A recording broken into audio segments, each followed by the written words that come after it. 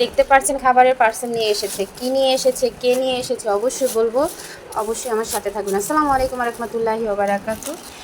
ছোট বোন বের করতেছে, বড় ভাইয়া পার্সেল নিয়ে এসেছে। এত রাত্রে প্রায় বাজে কয়টা, 12:30। 12:30 বাজে বর্তমানে আমার ছেলে পার্সেল নিয়ে এসেছে। কী কী এনেছে অবশ্যই দেখাবো, শেয়ার করবো, তার জন্য তো ছুটে চলে এসেছি। আমার আইডল ফাতেমা জাহান তাবাসসুম, আমার আইডল।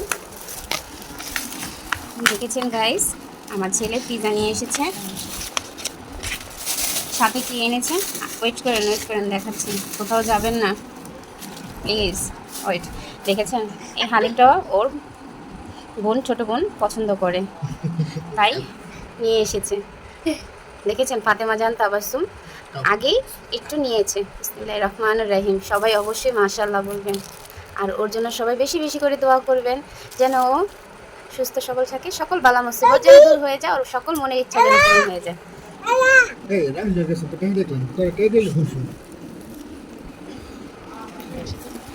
কেমন হয়েছে পিৎজাটা অবশ্যই কমেন্টসে জানাবেন। তো এই পর্যন্তই আমার এই ভিডিওটা। এখন আমরা খাবো, দেখবো টেস্ট করে কেমন হয়েছে।